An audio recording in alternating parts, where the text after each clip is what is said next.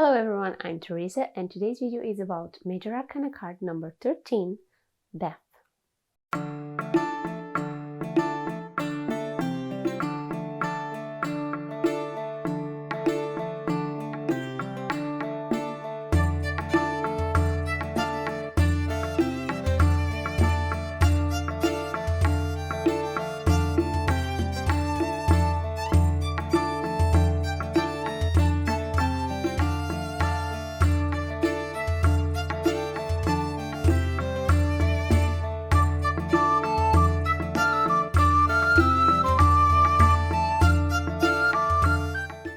Welcome back to another tarot video. Today the topic is the card 13, Death. Now don't be alarmed with the name of this card, okay? Most people shiver just hearing the name of this card and by seeing the skeleton that is depicted on the card itself. We fear death and it's perfectly normal to feel uncomfortable while hearing about it or its name, but death is indeed a part of life and there are many deaths we live through on just one lifetime. Confused? Don't be.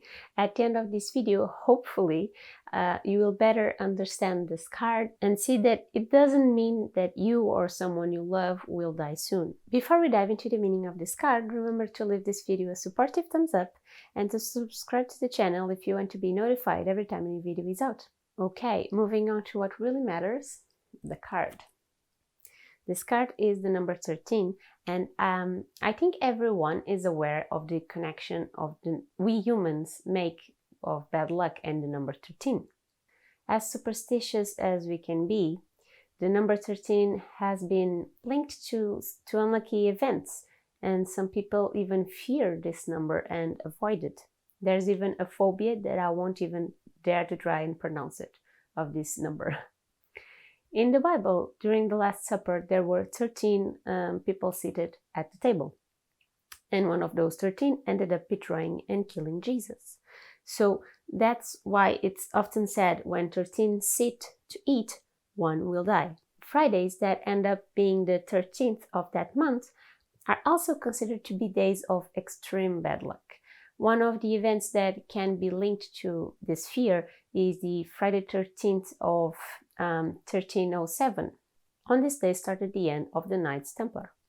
They were arrested for heresy, for homosexuality, among other things. The knights and even people that helped them, like farmers for example, were tortured to confess. They were killed, kept in captivity with horrible conditions, waiting to die or to be killed. And so it's not hard to figure out why Friday the 13th marked a dark and horrible period that followed.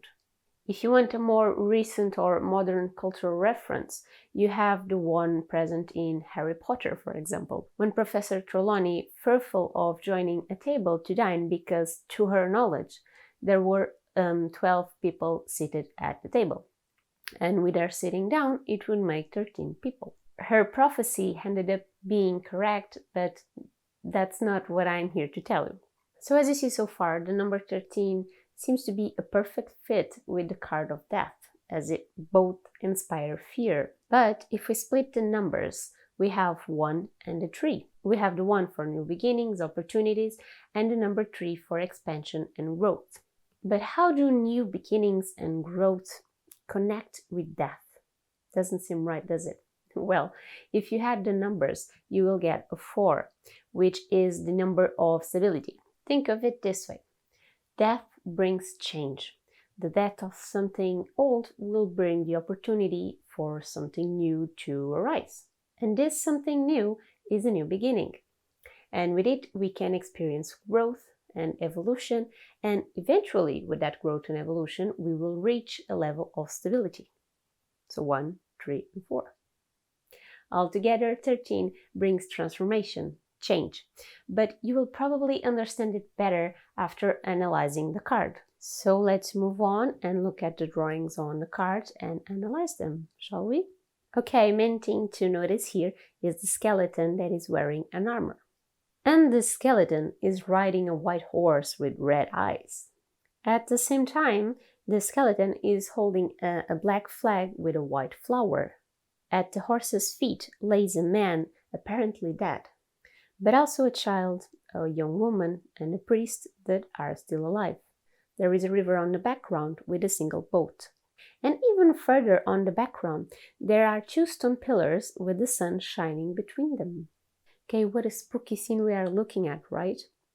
I'd certainly be spooked if a skeleton riding a white horse showed up in front of me. Let's start by looking at the skeleton itself. Even though he represents death, he is wearing an armor. When we die, supposedly our soul leaves our body. And with time, the only thing that will remain for a little while longer is our skeleton. Even though this skeleton looks fierce and menacing, it wears an armor for protection. Despite the fact that the skeleton brings death, it rides a white horse, and white is the color for purity. So wherever it rides, purity of spirit will follow.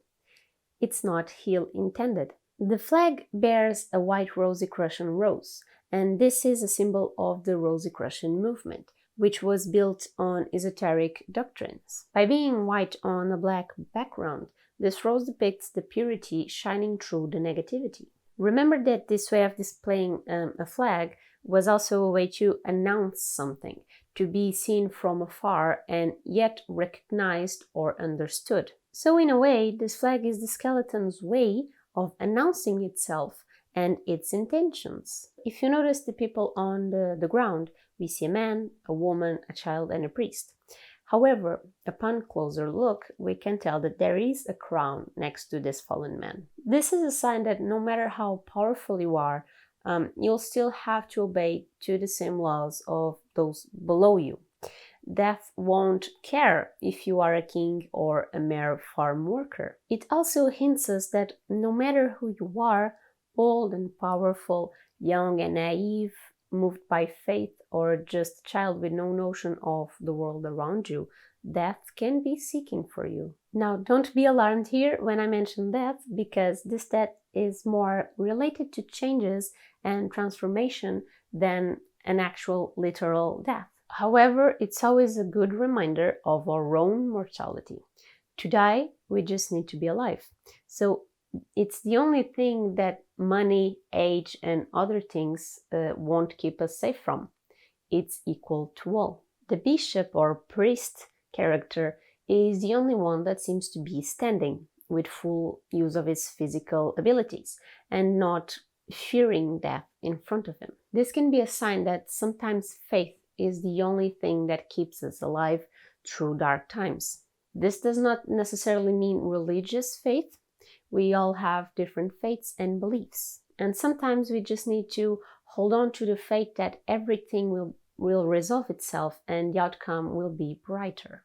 However, it can be a symbol to the need of a deeper spiritual connection, the need to connect with our spirituality and individual beliefs. We tend to get disconnected from ourselves on this crazy world. We can turn out to be like the king and try to control others with less power than us.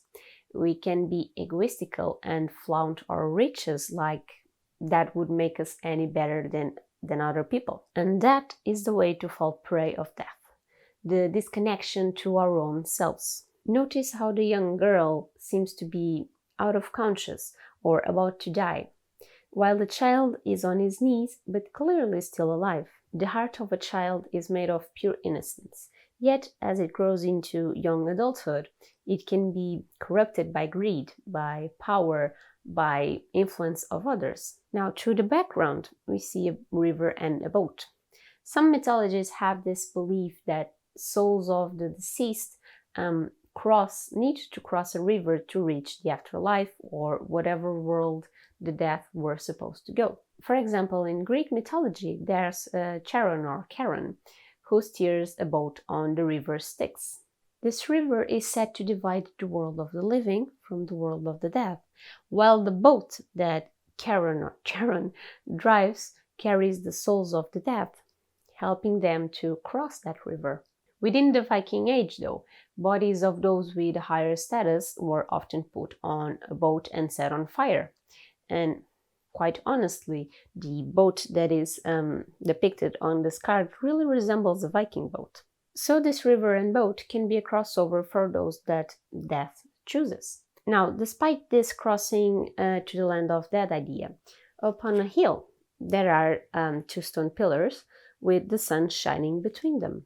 If you pay enough attention, those pillars are exactly like the ones depicted on the card of the moon. It seems like we are watching the scenario from that card, but from far away. These two pillars can, as always, bring the idea of balance and duality, while the sun shining bright is a source of life, of vitality and clarity. The sun rises and sets every day, so in a way, these elements brings the idea of rebirth, of letting go of the old to welcome the new. So it appears, at least to me, that the way we will face this death, either as a snobbish king or a faithful priest, may dictate the outcome we can get. The boat that takes us to the world of the dead, or the sun rising that welcomes new beginnings. Lastly but not least, this card is correspondent to the astrological sign of Scorpio. This sign often gets a bad reputation because, like a Scorpio has a sting on its tail, sometimes those ruled by this sign can sting and be vengeful. Now, I don't personally believe that people from Scorpio sign are mean or bad people, because they are also very passionate people. They are adventurous and they are always ready to do things. They aren't afraid to put in the work and even get their hands dirty if they need to. But, however, they can also be very possessive, and they can prowl on their prey just like a Scorpio would. The ruling planets for Scorpio are Pluto and Mars, which are also the ruling planets of this card. While Mars is the planet of action and energy, the energies of Pluto are always transforming, and it is deeply connected with subconscious energies or forces. As such, this planet is associated with rebirth, endings, and beginnings. The spiritual growth that this card overall represents, it's the strong energy of Pluto. Pluto is also the god of the underworld. It can't get any more fitting to this card, huh? Now moving on to the meaning on a reading, because otherwise this video will be very long. Remember that the meanings I share are generic and they are only meant to help guide you on this journey to learn about tarot. Every card's meaning needs adaptation to each specific reading. The most basic meaning of this card is obviously transformation, the end of a phase in your life, but also the beginning of a new phase. Changing can be uncomfortable, and sometimes we avoid that at all costs. We are creatures of habits, so changing whatever it may be needed to change can be very, very difficult for some people. This card wants you to embrace this journey of change and transformation, no matter how hard and painful it can be. It's something you'll need to endure in order to get to a brighter stage. This doesn't mean that this change will only happen if you act upon something. This change can be something out of your control. It can mean that times of hardships will arrive and you will need to embrace and acknowledge it instead of just letting the dark times rule you. Sometimes we need to fall down in order to learn how to get back up. It can also be a call to let go, to move on. Letting go of something that isn't good for you or isn't allowing you to be your true self. Don't be afraid to let go and let things come to an end, for a new beginning awaits. Let's reverse the card upside down and see what it means. When we look at this card upside down, it's clear that this horse won't get very far. So it's an indication that there is some inertia present. You may feel you have been stagnant for a while and probably lack the motivation to let go and end up feeling defeated by your own inertia. Reversals are always a bit more intuitive than upright meanings, and it will greatly depend on your preferred method. But let's imagine that this reversed card to mean that the energy of the card is blocked. We can assume that there is a blockage in your life, and this blockage doesn't allow you to change, to grow, or to evolve. You may be responsible for this by being unwilling to change. You are unwilling to let go, or you may not even notice that such blockage exists and have been wondering why you are unable to move forward.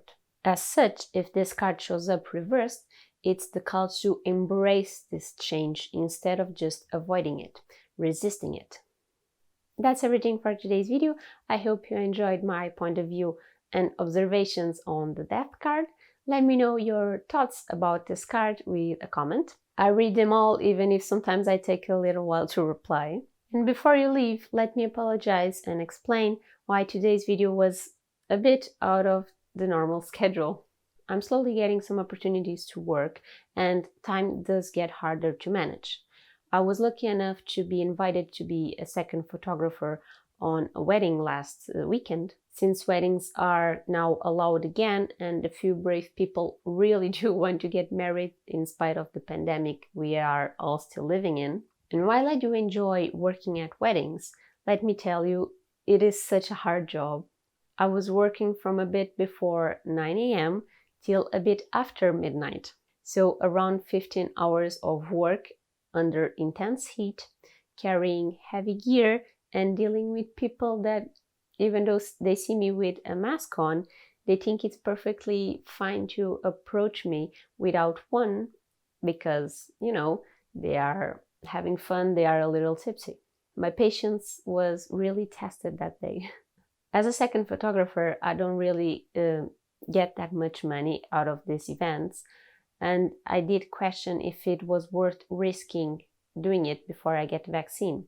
But honestly, in times of need, I do what I can and I do grab every opportunity to work. But anyway, after the wedding, I needed to stay away from my family, so I stayed on my parents' apartment for some days until I could do an auto test, a self-test to COVID, just to be safe and guarantee I wouldn't spread anything to anyone at home. And yes, staying at the apartment by myself, away from everyone, and including the cats, took a toll on me, and that's another reason why this video came out later than it needed to be. So I'm sorry about it.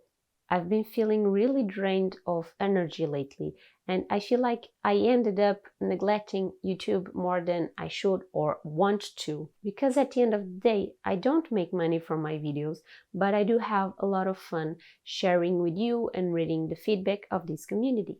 So I hope that you are all doing fine, alive and safe, and that you were patient enough to wait for this video.